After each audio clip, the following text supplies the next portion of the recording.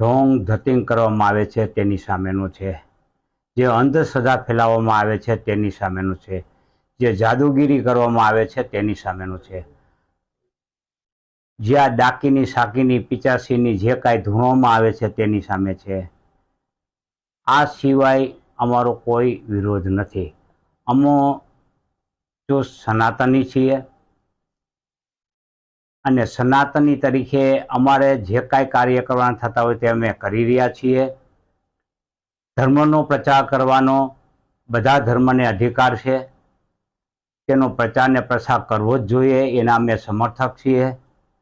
અમારો વિરોધ માત્ર ને માત્ર આ ઢોંગ ધતિંગ સામે છે, પરંતુ આને ડાયલ્યુટ કરીને ધર્મ સામેના વિરોધી તરીકે ચિતરી રહ્યા છે.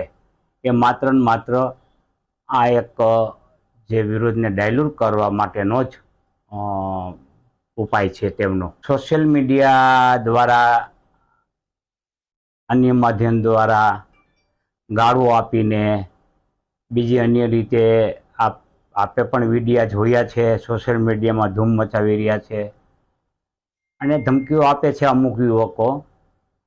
એટલે હું એ યુવકોને દોષિત ગણતો નથી, કારણ કે એ યુવકો હજી પરિપક્વ થઈ રહ્યા છે.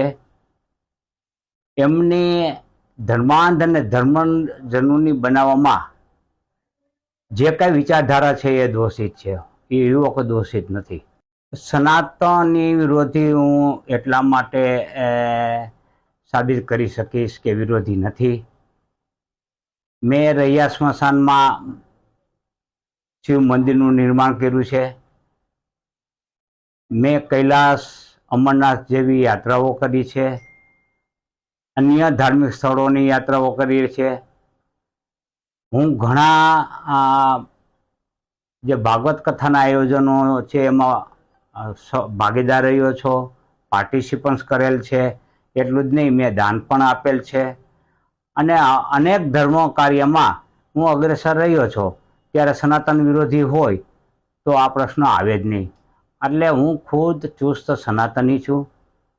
એટલે મને વિરોધી એટલા માટે ચિતરવામાં આવે છે કે મૂળભૂત ઉદ્દેશ્ય એ ભૂલાઈ જાય અને ધર્મ વિરોધી ચિતરી અને પોતાનો બદ ઇરાદો એક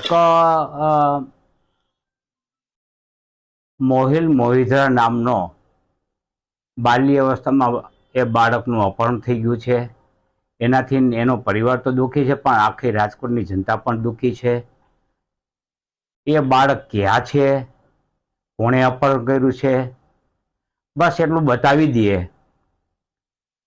તો હું બાબા બાગેશ્વરનો ક્યારેય વિરોધ કરીશ નહીં.